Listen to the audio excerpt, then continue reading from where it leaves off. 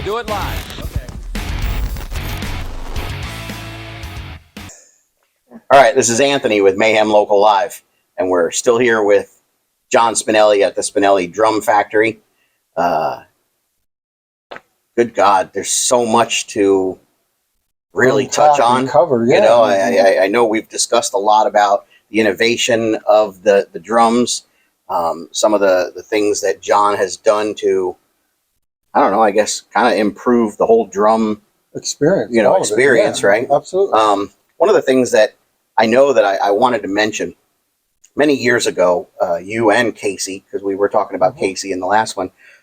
Casey you guys, Grillo. Right? Casey Grillo. You guys started Drum Static, which is the drum head, custom drum heads. Logo heads, yeah. Right, logo heads. Yeah. And I know that, so one of the things that I was just like blown away on was when I asked one time, I said, well, who uses, the heads? And Casey said to me, anytime you watch the Grammys, anytime you watch any of the awards shows, my drum heads are up there. Yeah. I was like, really? And then he started showing me the drum heads and then the video or photo of, the awards shows. They're all of the artists are getting their drum. I shouldn't say all. A lot of artists are getting their drum heads custom made. Now, I think probably one of the biggest moments in that company's history was probably the Kiss drum heads. The Kiss were. I know They were Casey huge was. to me. He was so excited about doing those Yeah. when they did them, but it was the Kiss drum heads where the Kiss LED lights they lit up. Yeah, they lit up. So talk about that, man. Yeah. How did Drum Static come to play? Well, that was Casey's idea. Casey, he started doing it, and then he started doing it, and it was like, hey, I want to make one for a drum clinic coming up, and it was like, okay. And I think Ray Lazier was probably one of the first ones, if not the first one. And Ray has been a partner with Drum Static forever, and ever since then. So, before Korn, he's done it. But yeah, Ray is. I only know him from Korn. Who was he with before Korn? He was David Lee Roth. He was with David Lee Roth. I thought Bissonette was with DLR. Ray was after. Oh, okay. Ray was after the Eat 'em and Smile tour and all that. Okay. Yeah, and he was with Army of Anyone, Hideous Sun Demons or something. I can't remember that band, but yeah, Ray's an amazing drummer. Oh, yeah. Major history too. Wow. He's a beast behind that kit. Oh man, I just love watching him play. He's again makes it look effortless. Really does. Such power and entertaining to watch and smooth and and Casey. I love watching him play. I love watching him play when when he's not with Queensryche. I mean, he's great with the Queensryche and Camelot, but when he's by himself, the stuff he does, because he's just having fun. He's just doing his thing. Yeah, just amazing. No script, just me. Yeah. Oh man, it's such aggressive drumming he has. I love him. Wow. But so Casey was doing it. He was doing it with the clinics, and then we get hooked up with Brian Fraser Moore and stuff like that through all this stuff. And Casey was like, "Yeah, I was talking to my wife. Why don't you just help me with this? Because I was probably one of the main connections at first, right? And I was like, really? Oh, I'd love to. Thanks. And so when he's on tour, I cover a lot of it and stuff like that. So it's Drum Static is awesome. I mean, I love it. Great stuff. And a lot of bands. We do them all. We do. Like you were saying, all the award shows, Super Bowls. Yeah. We've been so many. At first it was cool, seeing them, but now it's just like, it's still awesome. Another year coming around, we got another lap. Bands all the time. Wow. It's just... See, that's awesome. And you just don't know where things are going to go. It's a small conversation at first, and then it blows up into whatever. And there's no way you saw this then. Right. No way ever. No. And what's great about Casey, because he can do it like immediately. It's not a big print shot. Right.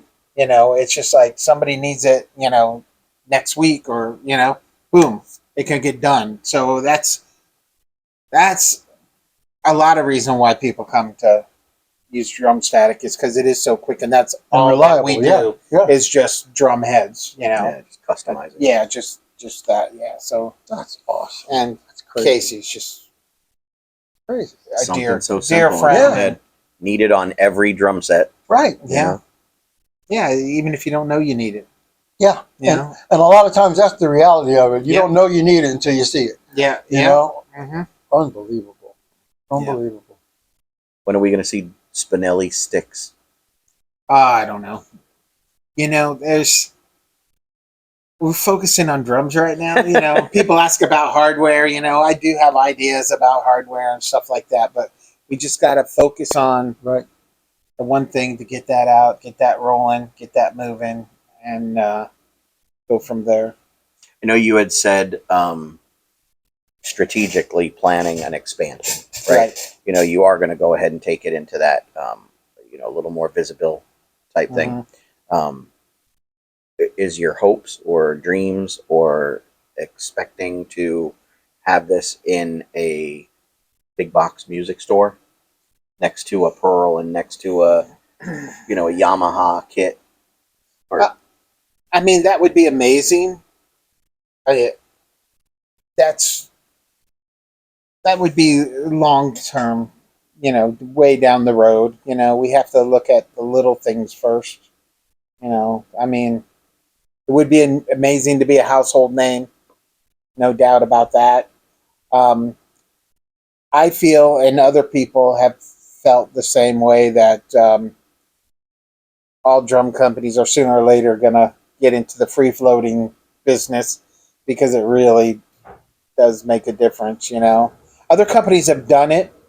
I just think the way they've done it hasn't been really pleasing to the eye. Okay. They usually have big bands wrapped around the whole thing and different ways like that. Ours can't really, you know, see that. We have small bands, but, you know. No, but I honestly believe you're well on your way. You know, you're not going to see it from where you are because you're surrounded by it.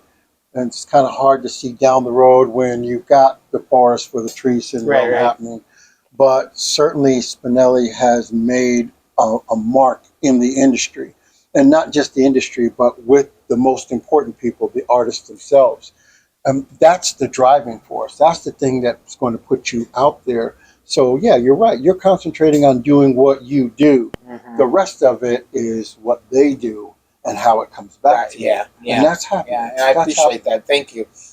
But yeah, I mean, I do have a ton of ideas still. You know, Yeah, lots of ideas. Those are. I hope they never stop. You know, not all ideas are great, but you know, you don't know. but I would say all of that is because you're always going to be a drummer. No matter what, you're always going to be a drummer. And as long as that guy's in there, these things are going to keep happening. Right. Yeah. Yeah. For sure. For sure. I hope to be drumming for a long, long time. Long time. I love it. Here's a question for you.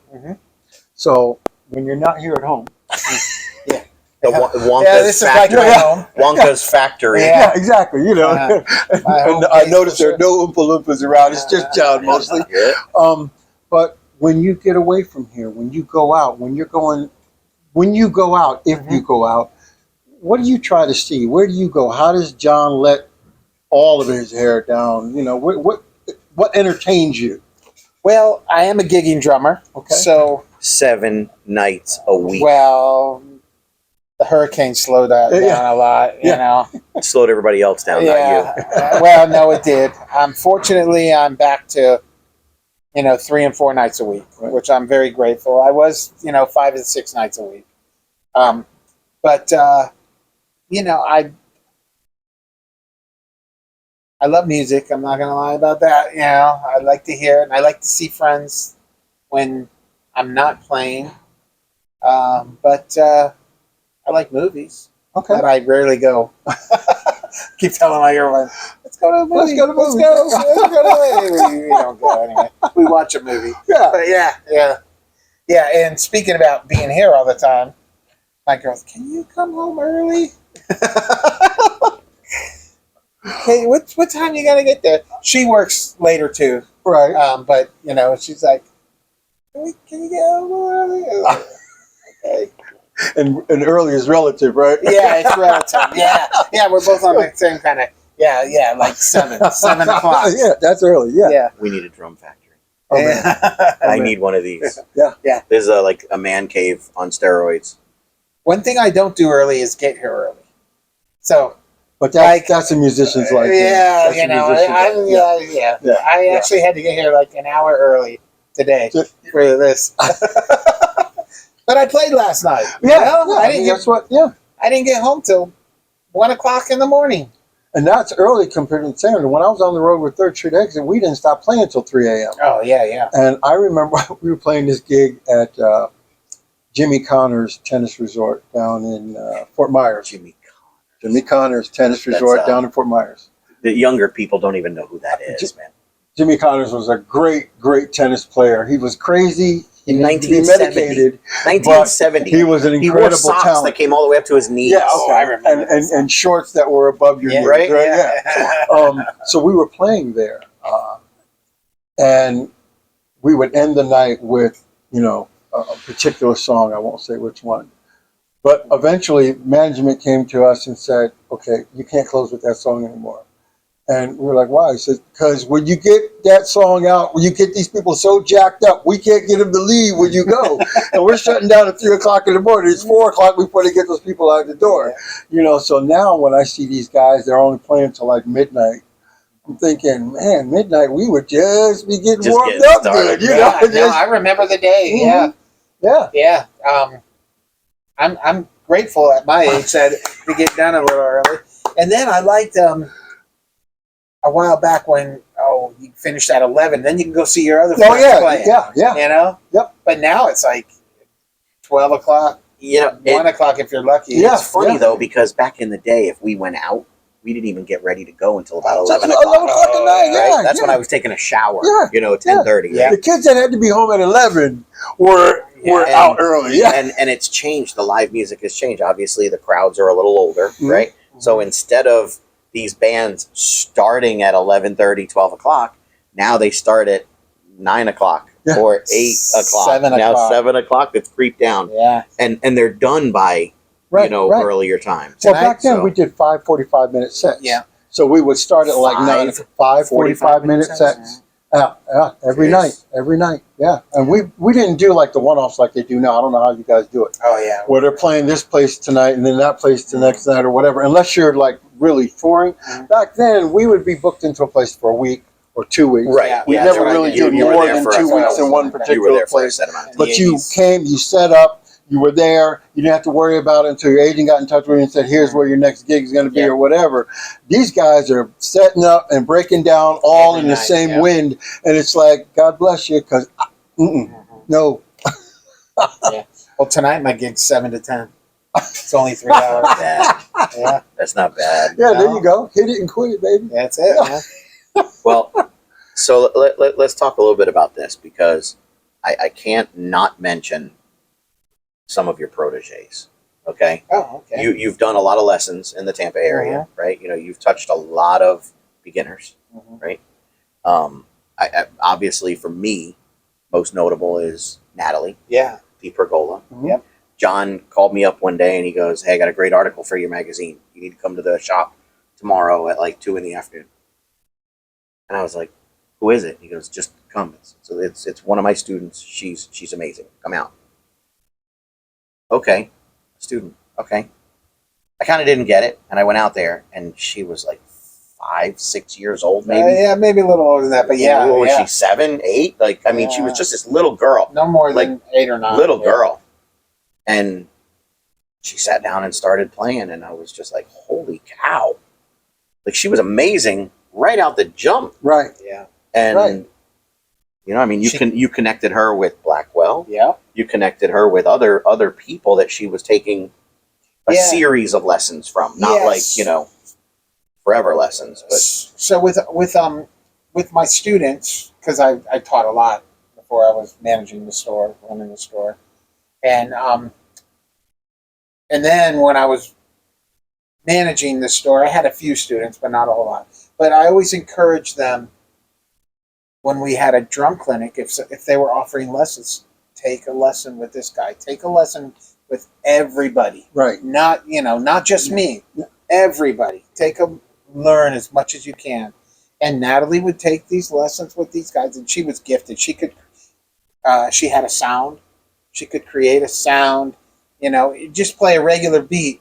But when I was working in the store, if she'd sit down at a drum kit and just playing nothing, it made me turn my head because she had this sound and this feel that it was just like great touch. She had it. And so I invited her and her family out to a NAMM show. Oh, cool! Yeah, You took a lesson with, say, Dom Famularo. Go to the NAMM show and see him there, and see all these people, all these drummers, whoever she took lessons with, and just meeting them, even if she didn't go to the lesson. And so she made a presence. She would go to the NAMM shows and she would interact, and she entered hit like a girl competition. Oh, I think it was in the first year. Yeah, I remember that. And she placed third. She that's like winning. She blew it away. Yeah. Yeah. She also got part of that Grammy project. Yeah, she got into the Grammy project. Yeah, That's just amazing. That's yeah, amazing. Are there any other students that were there? Or was she like really gifted? Was there anybody else that was up there? No, there was others. Jordan Jensen, he's metal dude. Right. Just I had what it was called the drumometer. Okay. Judge how fast he could do it. He was the fastest. He was like faster than anybody, faster than me. Key Bland? Key Bland, yeah. Key was amazing. I never really taught Key. You didn't? No, but I introduced him to a lot of people. He lived in Sarasota. I know he was always at Seminole for everything. Yeah, so well, the figured. connection. Yeah. Yeah. I never really taught him. I think he might have got a lesson or two with Blackwell. I hooked him up with that. I know he was taking lessons online with Liberty Okay. DeVito. I know he was doing that. Yeah, that's right. He did hook up with Liberty. Yeah. But Jordan Jensen, I don't think you ever met him, but at that time he was already touring with metal bands. Oh, wow. And still he's a monster. But isn't it great to know that you had an influence on the development of talent like that? And here's what I can tell you for sure.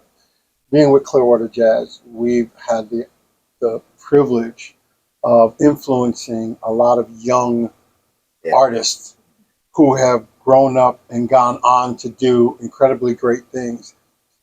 And though it's a privilege that we had the ability to do that, when you talk to them and they go, I'm here because of,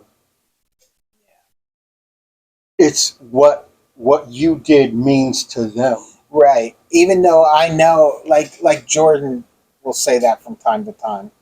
And it is like, I don't even look at it that way. I look at it as the hard work he put into it. Right. Right. I look at it wasn't like I did this to him, but he feels that way, and that's great. But I'm just blown away by what he's done. Certainly. But he can turn and look and say, I became this because you opened that door and made that possible. You were the coach. You inspired that thing to them. Yeah, they grow, they develop, and then they become the people that they're going to become. But they all started somewhere, and you are a part of that trajectory at the very beginning. Right. It began here.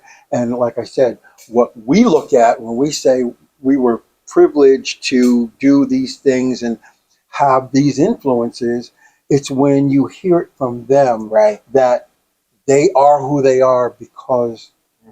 Yeah. Well, one of the reasons why I chose that question to ask is because Mark is very involved with the Clearwater Jazz Foundation, but right now the big project for them is the children that are doing the Thursday night thing. Yes. Right? It's Wednesday night. Night. We have an open jazz jam at Nash Keys in downtown Clearwater. Okay. And These are kids who came from the project. Now they're working musicians now, but they do this open, jazz jam, and artists come in from all around just to come and sit in with these guys. Oh, okay. And the crowds that come, it's really cool. Oh, okay. But to sit back and look at them and go, wow, these guys were barely carrying their instruments once upon a time, and now here they are. They're working musicians doing incredible things where other musicians are coming in, not just with their admiration of them, but who are there to support them as well as themselves. Yeah. It's a community that is being built there, and that's what. And the same thing with Uptown Music and Arts Festival. The goal and the focus is on education and music and building communities that can do better, that can offer opportunity where opportunities weren't available. Yeah. And when you've got somebody with talent who can't develop that talent because they're disconnected, they don't have the means or the ability because they don't have instruments or they don't have lessons or whatever, that's a broken dream, and it's sad when you've got that kind of talent. Yeah. But the privilege for me is, and the people that I work with in that sphere, is being able to open those doors, to break those chains that prevent you, and to see them thrive. Yeah, that's the big thing. Yeah, you got to check out the Wednesday night. Yeah. I will definitely do that. Our Sunday night jam play at the Daiquiri Shack with the Mad Beach Mafia. I love everybody in that band.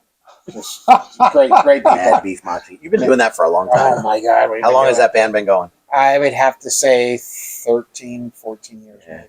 There you go. Yeah. And time goes by like that. Yeah. You don't realize it until you have to record. And I'm not really good at that.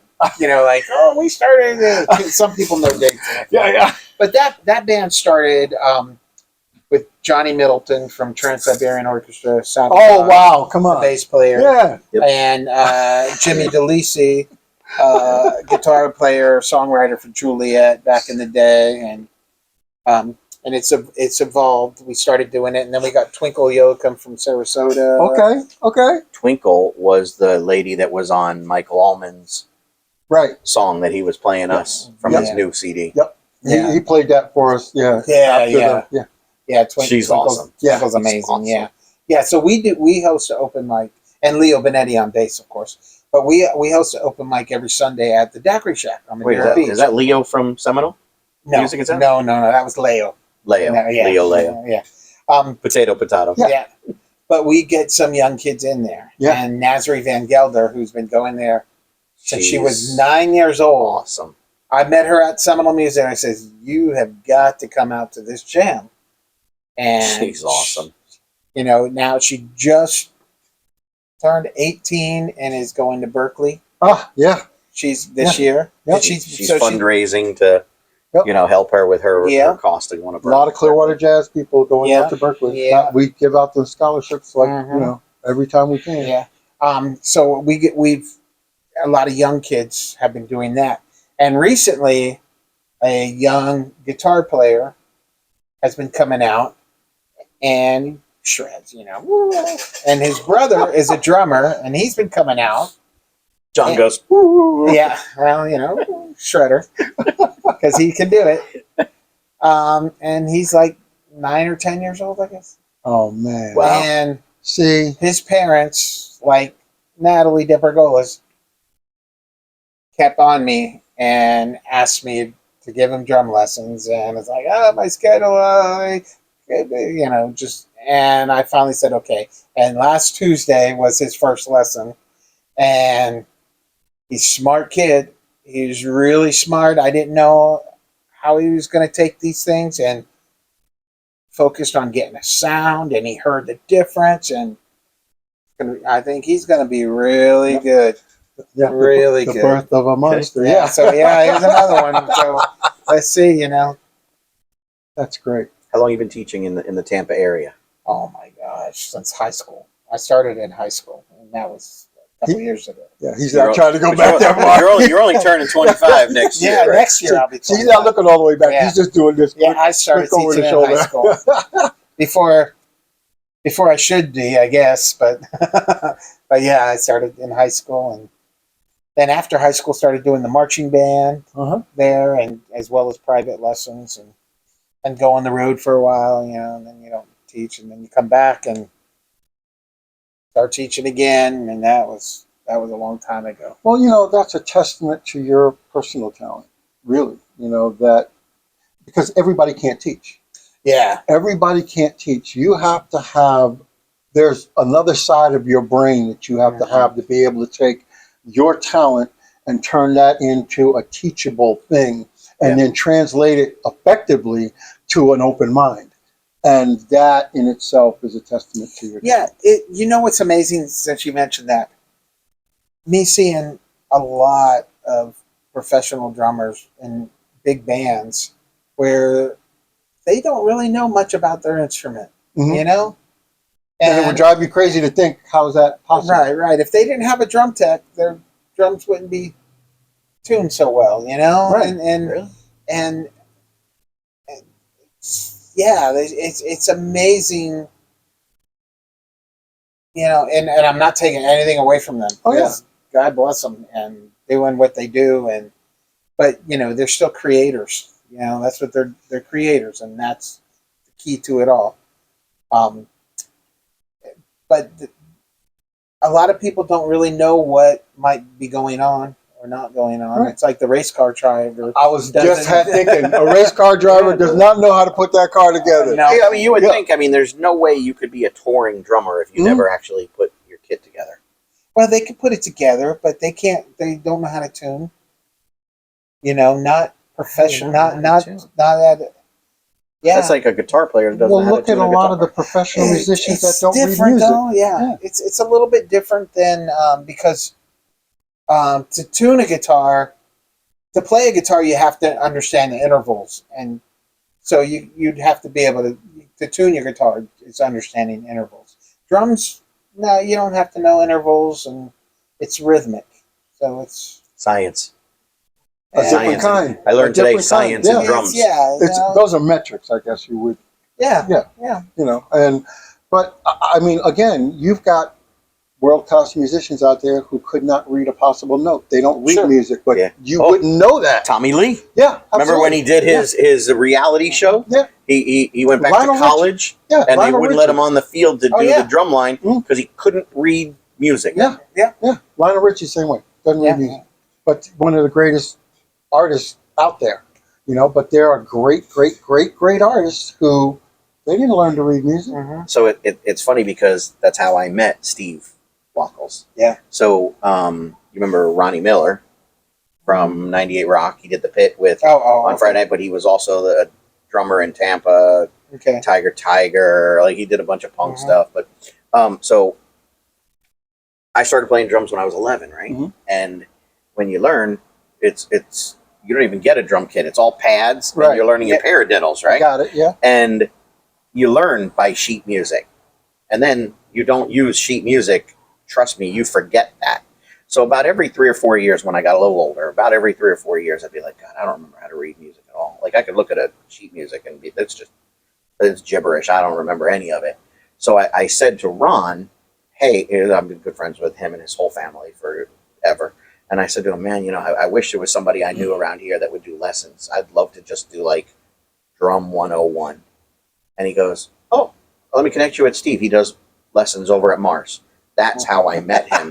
And I went over and he goes, so you've been playing since you were 11? And I go, yeah. And he goes, you want to start out with basics? And I go, yeah, because it's not about learning how to play the drum. I got that. I just need to like go back to that, like, dun, dun, dun, dun. I need to go back to the basic.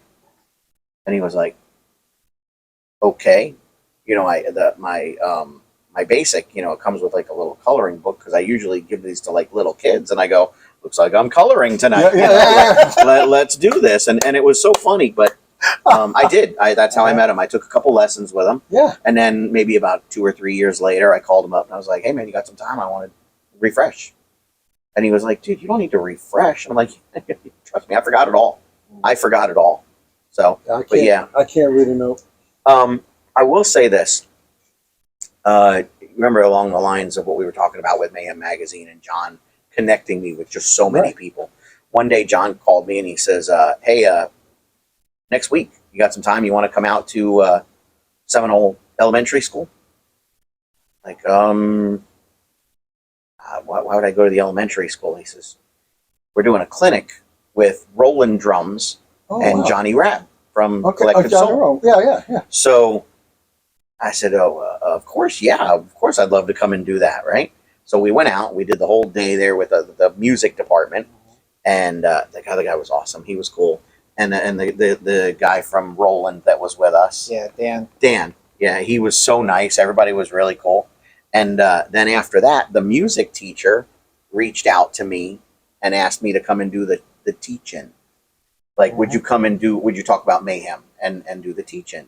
So I did that for like the next 4 years. Wow. Right? Very cool. Yeah. And, it's such a funny story, and it was such an embarrassing moment for me. I wanted to hide so bad. I can't believe she even called me back for the next year. So every year we did our episodes of Mayhem, right? And in October were the Adult Industry Awards in Tampa, put on by Night Moves magazine. Yep. And being friends with Tracy and Paul, and then Hi guys. I always did I always featured them, to help promote it, right? Cross promote with the magazines. I helped promote it beforehand for a couple months, and then afterwards we always did an article with photos from the event, from the caravan of stars, Caravan, right? Although Mayhem magazine never showed any nudity, obviously it was not an adult magazine, but it did have the photos of all of the adult stars, right? And of course, there's me, taking photos with this one and this one, and over the years, and you and I have discussed it, became friends with Ron and just Whoever, all yeah. all of Whoever. the ones that came back every year, James Bartolet, we love James. James, we love you, Ben. But it was like a little family that would connect every year, right? So the magazine, the October issue November issue always had the October awards show. So that first year I'm going out there, I'm getting ready to leave, and I scooped up all the issues of Mayhem magazine, and I get there and I put them out on the table, and I do my whole presentation about how we started, how I got into it, how I'm a fan, and I just did this because it was going to be cool. That the November issue is in there. And I say to the teacher, can I pass these out? And she goes, well, let's do this. Let's let them come and get it. So I go, okay. So I go and I give, and everybody comes and takes a magazine. There's like 2 stacks of them there, and they're all up there, and they're looking at them, and then all of a sudden one of the kids turns it sideways. And you went, oh! And then all the boys ran over to this one little group, and like right when I saw that, I was like, oh, he has November. Oh, God. And I looked over at teacher, and I go, I am so sorry. And she goes, what does he have? And I go, our November issue has a bunch of adult stars in it.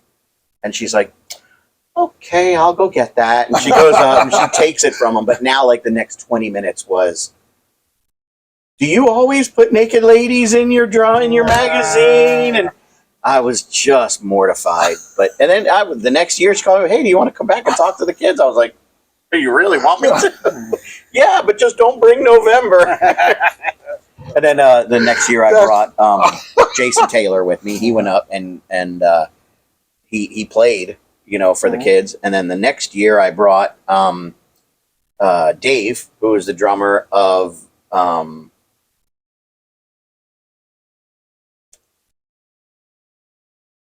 Damon's band, Retribution. Oh, yeah. He was a drummer for Retribution, and he came in and he played, and he went to Berkeley, so he was a trained drummer. So he talked about that, and it every year that I went and did that, it was just so much fun to go with the kids.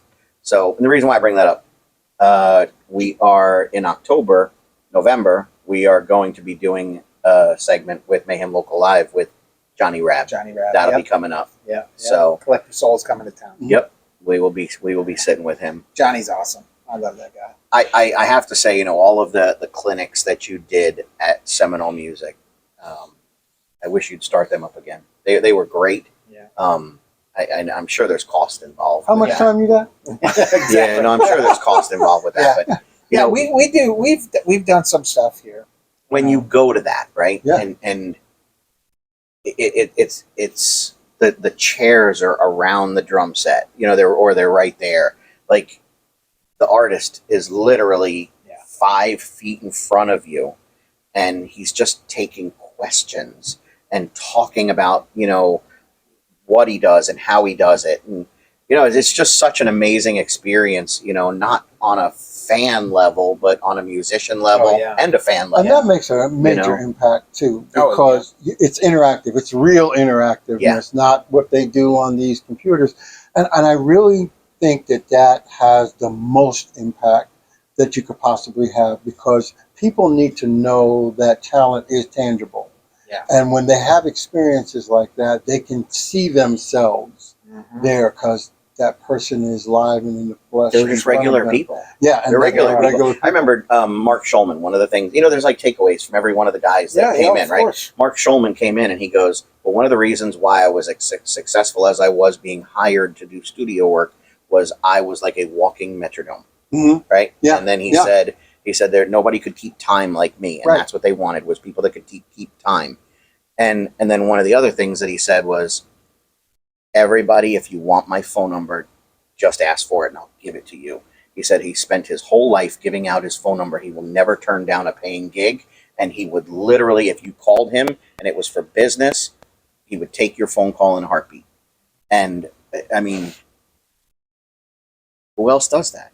Yeah. You know? Yeah. Like, where else do you have access to Pink's drummer?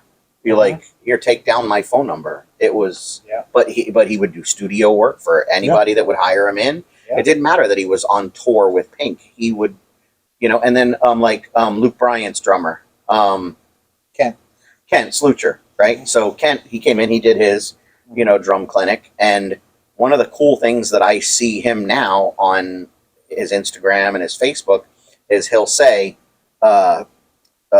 home for the like, because when he's not on tour, he'll put home for the next week. Anybody needs any recordings, let me know. Like, he's constantly putting it out. Like, he'll work. He's working all the time, and you know, any way that you want to reach out to him, you know, he'll do lessons or record tracks for somebody. That's access to artists that we didn't have 25 years ago. We didn't have without a doubt. And a couple of things about that. First of all, Kent is now a drum static artist after all these years. Okay. Nice. Well, you know, we're not trying to steal people from other people. He had a great relationship. And then the price just got out of hand. You know? And it was you make adjustments. He was just like, man, I can't believe they're charging that much. You know? Then he came to us and tickled pink, and we've been doing it. You fill a need, man. For Luke Bryan and Ken for about a year or so. Yeah, you fill a need. You fill a need. Yeah, there was one more thing. I can't remember. We're all getting there. Yeah, we're all getting there. Now you see why. You're too young to have a moment like that.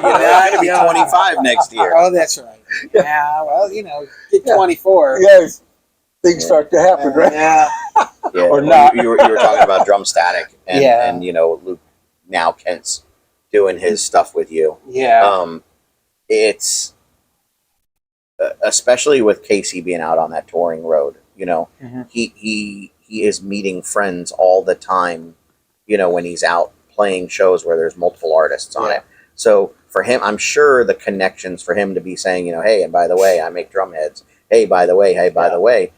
It's easy for y'all to do this. Yeah. You know, his connections, you know. Yeah. But I gotta say, you know, the local Tampa area has been very fortunate with the artists that have come through it, whether they were on their way through tours or they came here to vacation, and they've made themselves accessible to most of us. The artists that we have that are local to Tampa area, like we were discussing in our other clip, the talent in the Tampa area, it is getting noticed. It is. I see that it is becoming a little more visible. But we're becoming Tampa Bay is now becoming an entertainment destination. Sure. You know, it's not just beaches and vacations. There are conventions and other things that plan around a lot of the activity in the entertainment industry that take place in Tampa. What I'm going with is also what we were talking about, you know, the younger generation is what's going to be our music scene 10 years from now. Mm-hmm. Yeah. So it is very important for them to kind of carry that torch. Yes. You know, Yes. it is important, and organizations like Clearwater Jazz that are promoting that, Mhm. you know, or the Grammy Children's Music Mhm. Project, or, you know, anything that has to do with the children getting involved in the music scene, you know, is important. It's important for the survival of this art, right? It absolutely Because, is. you know, when you look at it, schools did away Stop. with music It's programs. gone. They stopped. Right? Yes. They wanted to cut out funding. Let's Mhm. get rid of that, right? So they did. So, you know, that was why companies like School of Rock have popped up, Mhm. you know, because, you know, back in the day, it was if you want to learn an instrument, you went to the local music store, you know, not a chain, not somebody that had 50 locations, right? But there's no, there's just no place to go. Local music stores don't really exist as much as they used to. The No, big they boxes don't. shut them down, Yeah. and now the big boxes got handed to them because everything went online, Mhm. right? I mean, Sam They were, Ash and is they were gone. pushing it. Yeah. I remember a friend of mine went to Sam Ash and bought something, and they gave him a $10 gift certificate for samash.com. Yeah. It's like, what What are you doing? Yeah, you're killing yourself. What are you Shooting yourself doing? right in Yeah. the foot. There's no two ways about it, you know. And we have to do this. We are the caretakers of tomorrow's music. There's no two ways about it. Mhm. And that interaction with younger people, it's a really big thing that we be good stewards. And by being good stewards, it's not just being good technicians or good, you know, it's about transitioning the next generation in the right way. It's about mentoring people who have the ability and just need the opportunity. And that's why I'm associated. You know, when we started Uptown Music and Arts Festival, this was all focused on community and about outreach and everything else like that. Clearwater Jazz has always been about that in its 46-year history. You know, I'm also with the Florida Smooth Jazz Foundation. Education, education, education, opportunity, opportunity, opportunity for the next generation. Very important. Okay, so everything you hear out of this guy is always Clearwater Jazz. Jazz, jazz, jazz, jazz, jazz, jazz, jazz. I want y'all to know that when we left our last Mayhem Local Live, I made him listen to who? Wait a minute. I've listened to a bunch of people. Oh, that's right. Yeah. I can't remember the name, but yes. Unbelievable, by the way. Those guys were incredible. They were absolutely incredible. No, but What's her name? I love What's her music. name? It's German. I don't remember. You don't even remember the name of the band that I played but you. I know. I remember you played it for me, and I remember the music. I can't remember the name. But I love music in general. John, See, help him out, John. help me out. Ooh. Du hast? Du hast is the. There you go. Seriously? Thank you, sir. Yeah. I appreciate you. There you go. See? But now you got to remember, I'm an AC/DC guy I'm too. sorry, y'all. I am Okay. failing you. Yeah. I am failing you. I'm trying to convert a jazz musician over to listen to rock. I was And other R&B top music. 40 when I was in the music business, okay? When I was growing up as a kid, Rammstein. Rammstein. That's right. Rammstein. And I should Oh, okay. remember There that we go. because Rammstein. Say it. Rammstein reminds me of Ramstein Air Base, which is where I was stationed at one time. So I shouldn't have forgotten. But, you know, I grew up listening to a lot of different types of music. And my friends, I'm going to say hello to Tony and Davis Carwile because they're the ones that hooked me up with like Pink Floyd and all of these guys coming up. And as a young black kid growing up, I wasn't exposed at home or that kind of music. It was my friends that I grew up with where I learned to love rock and roll the way it really was. Because, you know, that's just the way I'm a music lover. I don't have jazz is what I do right now, but that's not the only layer of Mark Perry that there is. Mark's got many layers. And the Clearwater Jazz holiday does not mean jazz Just music. Yeah. You might have one It's a or music two festival. actual jazz. Yeah. Well, we've got more now, but Yeah, okay. the whole festival is a celebration of music. Yeah. 2025. Back to the roots. Yes, back to the roots. Okay. Coachman Park, and I have to say this: the whole park is wet zoned because of us now. Oh yeah. Yeah, the whole park, and It didn't It's matter gonna be- whether it was I took my drink wherever I wanted to go. well, we've got tiers and levels, and we literally have something for everybody at Yes. Clearwater Jazz. So October. You need to be in Coachman Park, 16th through the 19th. How did this turn into Clearwater Jazz? I don't know. You always seem to Are go you coming? jazz, Are you listening to gonna show Rammstein, I'm gonna try. listening to Rammstein, Listening to Rammstein. Okay. Yeah. Du hast. Yeah, and I thought that was incredible. I thought that was. I'm incredible. trying, y'all. I'm Yeah. trying. I'm trying. You know what? You got to see the show too. Yes. And he did. had it I on showed video. him- I It showed him was- the it was- video. it was- yeah. All right. So, being a drummer and a friend of John's, we could talk drums for 10 hours. Okay. We could be here all day. I'm sure that we will be back here at Spinelli's Drums, Guaranteed. in the Guaranteed. future. So, John, I can't thank you enough for taking the time to sit with us.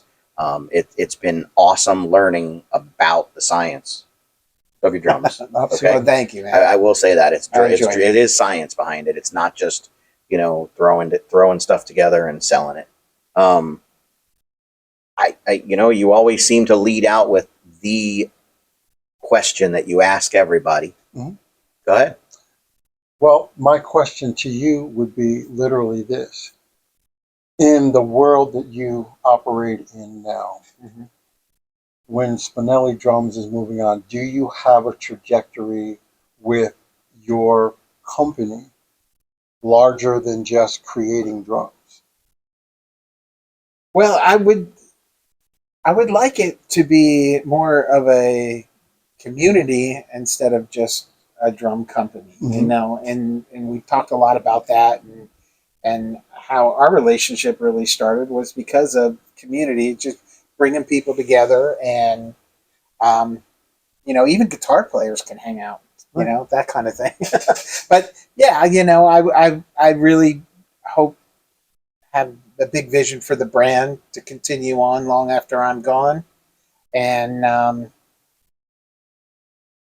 basically that's it. And keep smiling, keep playing. Well, let's make that happen, man. Yeah. John, Thank you, Mark. this has It's a been pleasure. an incredible ride, baby. Thank you. We Thank you appreciate very you. much. We appreciate Thank you. Spinelli Drums, Anthony, make sure as you always. get. Yeah. Spinelli Drums. I'm Thanks, Anthony guys. with Mayhem Local Live. Mark with Mayhem Local Live. And the real Mrs. Jones is still a pain in my ass. Y'all have a great day. Peace, y'all. Bye.